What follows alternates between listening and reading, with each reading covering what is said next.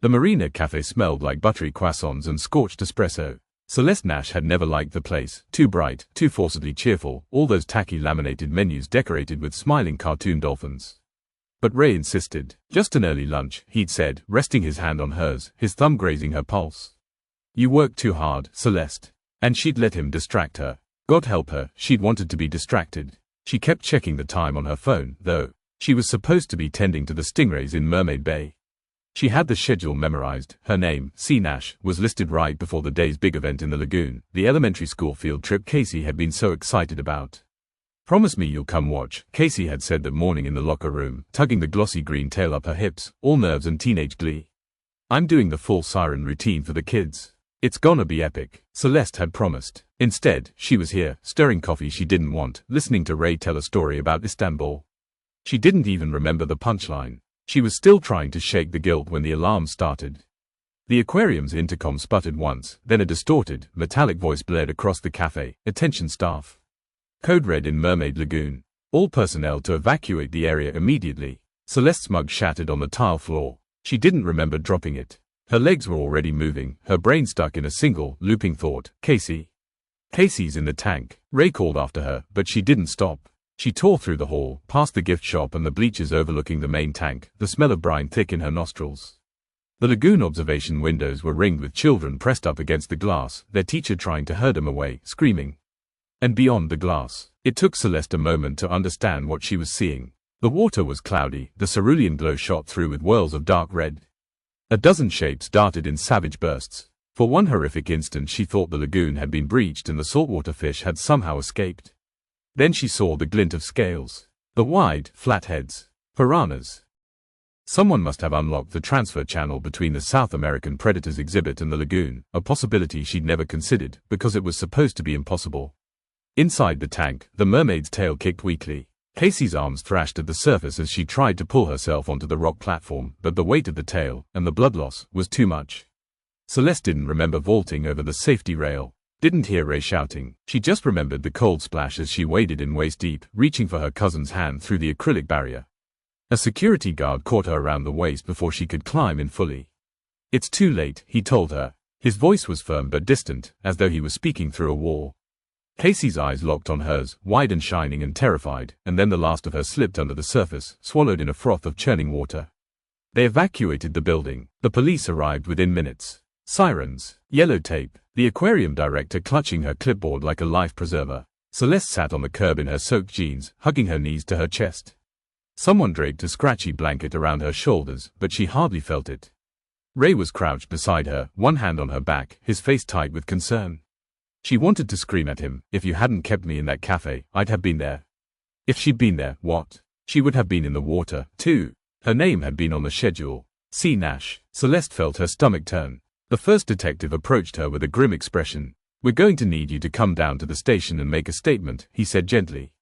We have reason to believe this wasn't an accident. She nodded, her mind hollowing out. A single thought kept circling back like a shark. Someone meant for me to die today. And somewhere inside her, she felt the first cold flicker of dread that whoever was closing in wouldn't stop until she was gone. Celeste woke the next morning to a hush so complete it made her heart stutter. Ray's apartment was all soft morning light and empty spaces. The blanket had slipped halfway off her shoulder. She sat up slowly, her body stiff from sleeping on the couch, and looked around. No sign of him. She tried calling his name once, her voice raspy with sleep, but nothing stirred. A flicker of unease crawled up her spine as she pushed herself to her feet. She padded across the living room and peeked into the kitchen, then the hallway, then cracked open the bedroom door. Nothing. The balcony. She was almost certain she'd checked there first. Almost. Celeste blew out a shaky breath, reached for one of his old hoodies draped over the arm of a chair, and pulled it on. The sleeves swallowed her hands. She opened the front door just to see if he might be out in the hallway talking to a neighbor, but the corridor was empty, lined with Mrs. Weaver's fussy potted succulents. She lingered a moment longer, hugging herself. When she stepped back inside and shut the door, she jumped. Ray was coming in off the balcony, his hair ruffled by the wind, his phone already sliding into the back pocket of his jeans. You're up, he said easily, crossing to her. He pressed a kiss to her temple before she could ask anything. Good morning. Her mouth opened, but before she could blurt out where were you, he smoothed her hair back. I ordered breakfast, he said. It'll be here soon. Go shower, all right. I'll handle everything with Casey's arrangements. You don't have to worry about a single detail. At the sound of her cousin's name, her chest caved in. She nodded mutely, the questions dissolving in the tide of fresh grief. Ray's thumb brushed a tear from her cheek. "Go on," he murmured. "Take your time." In the bathroom, she dug out the small toiletry bag she'd stashed here weeks ago, back when staying the night had still felt like a thrilling secret. She showered in water that was too hot, scrubbing away the sticky feeling of yesterday. When she emerged, her hair was twisted up in a messy bun, her face pink from the steam. She'd pulled on a pair of his soft, worn sweatpants and an old college t-shirt. In the living room, Ray stood with his phone pressed to his ear, flipping through a notepad. "Yes, I understand," he said, voice low but firm. "She'll need a closed casket service. And floral arrangements, lilies and white roses, per the family's wishes." He paused, listening. "Of course. Thank you, Mrs. Nash. I'll make sure it's all handled." He looked up when he saw her and held out a hand. Celeste took it without thinking. He squeezed her fingers as he continued speaking to her mother, his calm, steady presence a balm she hadn't known she needed. And in that moment, somewhere between the ache in her chest and the heat in her cheeks, she realized she was falling in love with him so deeply it scared her. While Ray comforted her family, Celeste let herself lean into him. For once, she didn't have to be the strong one. But across the street, on the top floor of a high-rise, someone else was watching. The woman adjusted the focus of her binoculars, her pale eyes narrowing as she took in the familiar tilt of Ray's head, the way he brushed the hair from Celeste's face. Her fingers tightened around the binoculars until her knuckles blanched. "Ray." He was laughing at something the woman said, his arm draped protectively around her shoulders. Rose's jaw clenched. The idea that he had moved on, built some little domestic life with this girl, was almost unbearable. Her heart squeezed in her chest, a wound she'd thought long scarred suddenly torn raw again. No, it would not stand. Rosa Sausalito was a determined woman. Her tiny frame, barely over 5 feet tall, had always given strangers the impression she was some delicate, helpless thing, the sort you might see clutching a little purse and asking for directions. Unbeknownst to most, that same little purse had once carried a disassembled sniper rifle. Her kill count was well into the hundreds. They used to call her La Negra Rosa, Black Rose. A name that inspired the same hush in briefing rooms that you'd hear in a funeral parlor. The CIA had applauded her for years. Her specialty was the kind of death that didn't look like death at all. Car crashes, disappearing hikers, unexplained drownings, and when she chose to be direct, when she let the sniper in her wake up, no one survived.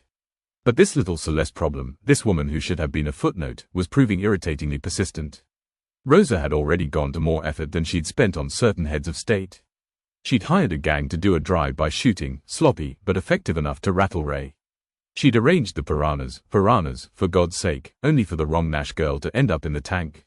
She pressed her fingers against her temple, feeling the beginnings of a headache.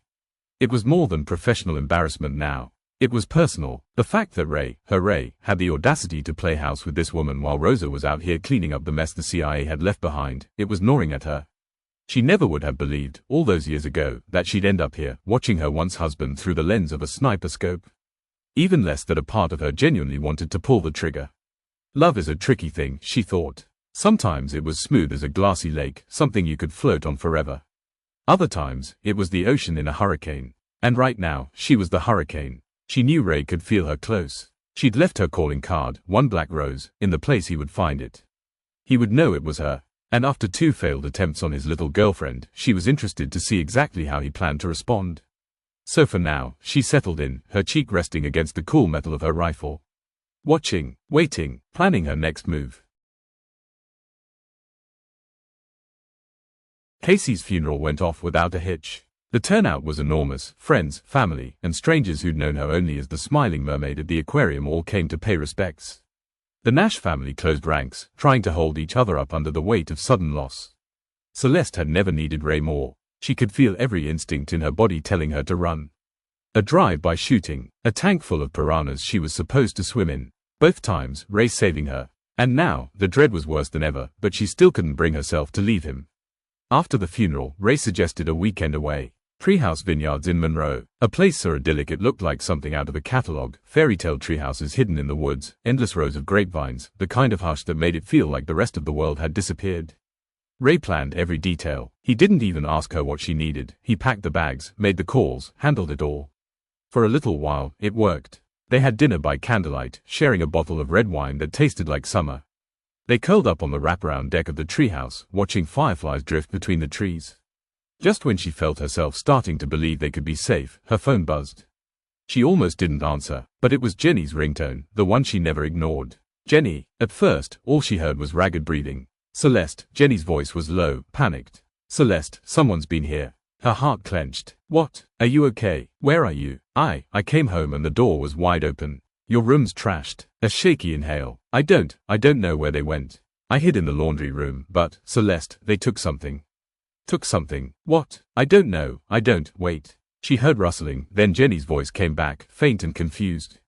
Your closet. They only took a hoodie. That old blue one you wear all the time. Celeste swallowed. Ray's hoodie. Yeah, from North Carolina A&T. That's it. I swear to God, Celeste. They tore the whole place apart, but all that's missing is that stupid sweatshirt. A cold shiver ran down her spine. Where are you now? She asked, voice brittle. Jenny didn't answer. Jenny. Nothing. Jenny. A faint scuffle crackled through the phone speaker. Someone, moving. Then a muffled scream. The line went dead. Celeste's hand was shaking so badly she nearly dropped the phone. She turned to Ray, her voice strangled. They took her. Ray's jaw clenched. Get in the car. They sped back to Raleigh, sirens wailing behind them the last mile. But by the time they arrived, the street was blocked off in yellow tape and police cruisers. Detective Johnson was already there, looking exhausted. Trouble seems to follow you, Ms. Nash, he said as she ran up to him. I've seen more of you this month than my own family. She ignored the comment, voice cracking. Where's Jenny? What happened? He shook his head slowly. Your roommate is missing. Neighbors said they saw a man forcing her into a dark SUV about 15 minutes before we got here. Celeste pressed a hand over her mouth. And the only thing they stole, Johnson added grimly, was a ratty old college hoodie. Does that mean something to you? She looked back at the wreck of her apartment, her heart slamming in her chest. She couldn't say why, but somehow, that missing hoodie felt like a threat aimed straight at her. Johnson sighed. You know the drill. I'm going to need you to come downtown. Celeste didn't argue. She only looked once over her shoulder, to where Ray was standing on the sidewalk. His face was unreadable, but when he finally met her gaze, something in her gut twisted. Because no matter how much she wanted to believe he was her safe place, she was no longer sure if he was her protector, or her curse.